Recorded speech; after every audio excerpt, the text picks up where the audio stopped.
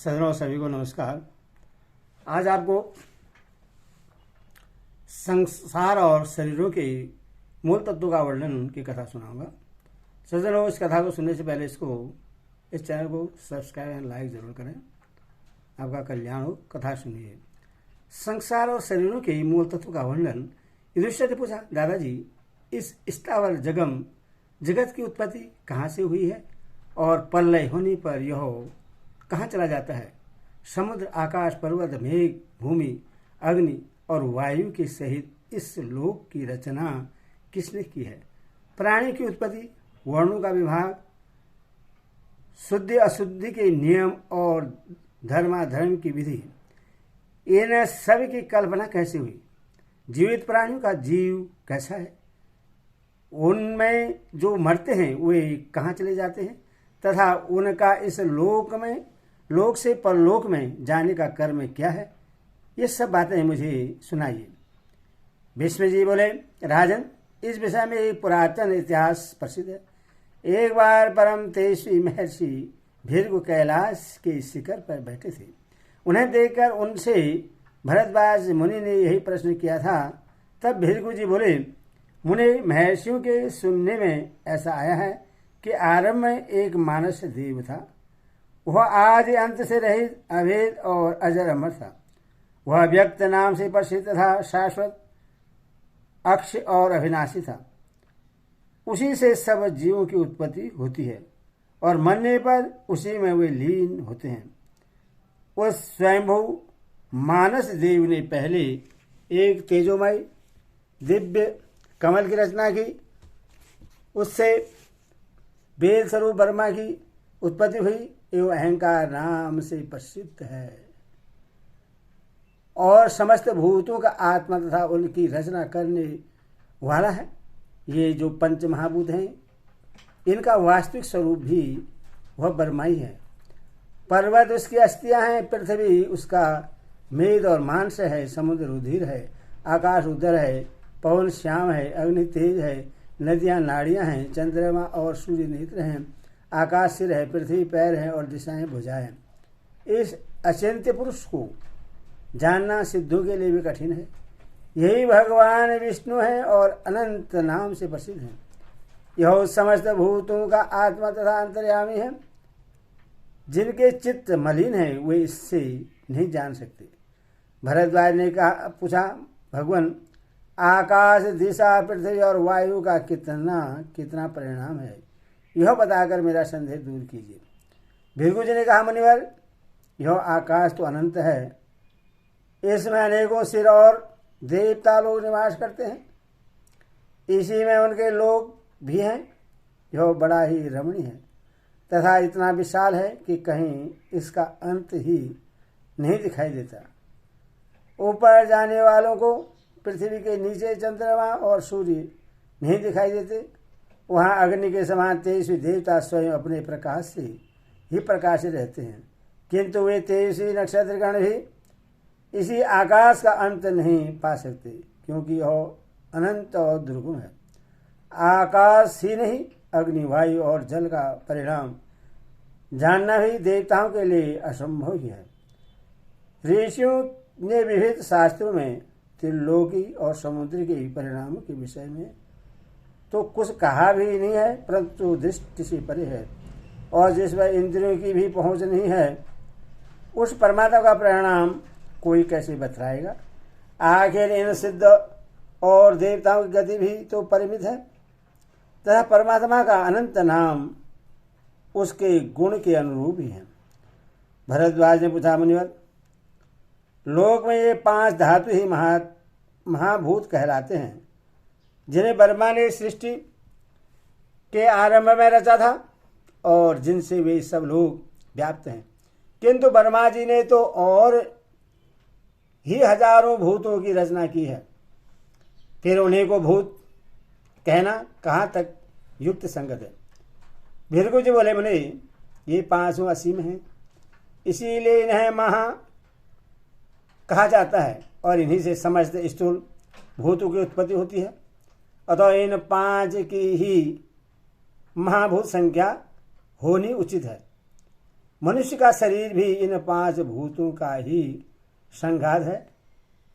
इसमें जो गति है वह पवन का भाग है, खोखलापन आकाश का अंश है, उष्ण अग्नि का अंश है, लोह आदि तरल पदार्थ जल के अंश हैं और हड्डी मांस और ठोस पदार्थ पृथ्वी के अंश हैं। इस प्रकार स्थावर जगम सारा जगत इन 5 भूतों से ही बना है तथा स्रोत घ्राण रसना त्वचा नेत्र संज्ञा इंद्रियां भी इन्हीं के ही परिणाम हैं। भरद्वाज ने पूछा, भगवान आप कहते हैं कि समस्त स्थावर जगम इन 5 महाभूतों से ही बने हैं, किंतु स्थावरों के इस शरीरों में तो ये 5 तत्व देखे नहीं जाते। वृक्षों को ही लीजिए, वे न सुनते हैं, न देखते हैं, न गंध और रस का ही अनुभव करते हैं और न उन्हें स्पर्श का ही ज्ञान है, फिर भी 5 भौतिक कैसे कहे जा सकते हैं। इनमें तो द्रव्य तत्व देखा जाता है, न अग्नि का अंश है और न पृथ्वी या वायु का भाग ही देखा जाता है तथा आकाश का तो कोई प्रमाण ही नहीं है, इसीलिए उन्हें भौतिक नहीं कहा जा सकता। भृगु जी बोले, मुने वृक्ष यदि भी ठोस जान पड़ते हैं तो भी उनमें आकाश अवश्य है, इसी से उनमें नित्य प्रतिफल फुलादि की उत्पत्ति संभव हो सकती है। उनके अंदर जो ऊष्मा है उसी से उनके पत्ते छाल फल और फूल कुम्हलाते हैं तथा ये सब मुरझाते और झड़ जाते हैं। इससे उन्हें स्पर्श भी होना सिद्ध होता है।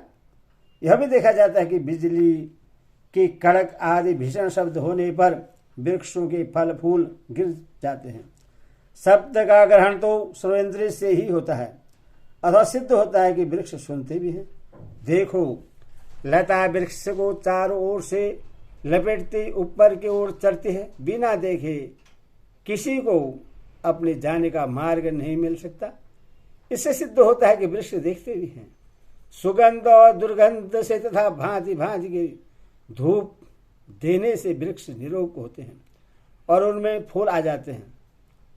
इससे उनका सूंघना भी सिद्ध होता है।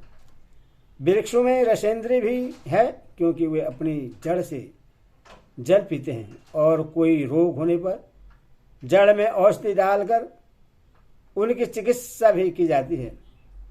जिस प्रकार मनुष्य कमलनाल के द्वारा मुंह से जल खींचते हैं, उसी प्रकार वृक्ष वायु की सहायता से अपने पाद जड़ द्वारा जल पीते हैं। इसी से उन्हें पादप कहा जाता है। वृक्ष में सुख दुख का भी ज्ञान देखा जाता है तथा वे काटने पर फिर उगाते हैं। इससे सिद्ध होता है कि वे जीवन मुक्त हैं, अचेतन नहीं हैं। वह अपनी जड़ के द्वारा जो जल खींचते हैं उससे उनके अंदर रहने वाले वायु और अग्नि पचाते हैं।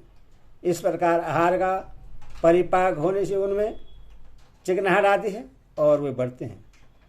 जगहों के शरीर में भी 5 भूत रहते हैं, किंतु उनको स्वरूप में भेद रहता है। शरीर में त्वचा, मांस, अस्थि, मंजा और स्नायु ये 5 वस्तुएं पृथ्वीमय हैं। तेज, क्रोध, चक्षु, उष्मा और जठरानल ये 5 अग्निमय हैं। श्रोत्र, घ्राण, मुख, हृदय और उदर ये 5 आकाश के अंश हैं। कफ, पीत, स्वेद, चर्बी और रुधिर ये 5 जलीय अंश हैं तथा प्राण, अपान, उयान, समान और व्यान ये 5 वायु के विकार हैं। प्राण के द्वारा मनुष्य एक स्थान से दूसरे स्थान पर जाता है। वयान से बलपूर्वक होने वाले कार्य करता है। अपान शरीर में ऊपर से नीचे की ओर जाता है। समान हृदय में स्थित है और उदान से मनुष्य उच्छ्वास लेता और कंठ, तलवारी स्थान भेद से शब्दोच्चारण करता है। इस प्रकार ये 5 वायु प्रत्येक देहधारी से भिन्न भिन्न क्रियाएं कराती हैं। जीव भूमि के कारण ही अपने में गंध गुण का अनुभव करता है। जल के कारण रस को जानता है। तेजोमय चक्षु के द्वारा रूप को देखता है और वायुमय तदक्ष से स्पर्श का अनुभव करता है। शब्द, स्पर्श, रूप, रस और गंध ये पृथ्वी के गुण माने गए हैं।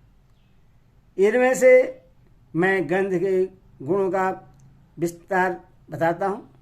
इष्ट, अनिष्ट, मधुर, कटु, निर्हारी, सहद, स्थगत, रुष और विशद भेद से पार्थिव गंध 9 प्रकार का है।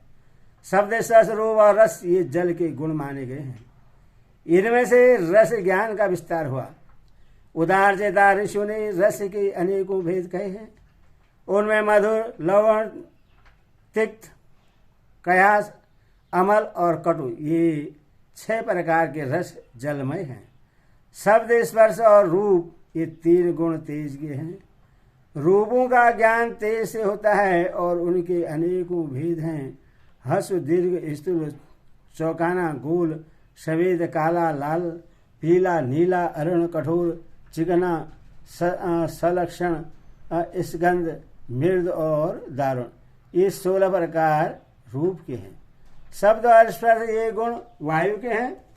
वायु का प्रधान गुण स्पर्श है और उसके अनेकों प्रकार के उष्ण, शीत, सुखद, दुखद, स्थगद, विशद, खुरदरा, मृदु, रूखा, हल्का, भारी और अधिक भारी ये स्पर्श के 12 भेद हैं। आकाश का एकमात्र गुण शब्द ही है। वह कई प्रकार का है। प्रधानता उसके 7 भेद हैं। षष्ठ, ऋषभ, गंधार, मध्यम, पंचम, धैवत और निषाद। अपने व्यापक रूप से तो शब्द स्वतंत्र है, किंतु विशेष रूप से इसकी उपलब्धि नगाड़े आदि में होती है। मृदक, भेरी, शंख, मेद और रथ, घरघराहट आदि में जो कुछ शब्द सुना जाता है और भी जड़ चेतन आदि के द्वारा जितने प्रकार का शब्द होता है वह इन 7 भेदों के ही अंतर्गत है। इस प्रकार आकाश ने शब्द के अनेकों भेद हैं और वह वायु के गुण स्पर्श से मिलकर ही सुना जाता है। जल, अग्नि और वायु ये 3 तत्व देहधारियों में सर्वदा जागृत रहते हैं। यही शरीर के मूल हैं और प्राणों में ओतप्रोत होकर शरीर में स्थिर रहते हैं। हरि ओम तत्सद, हरि ओम तत्सद।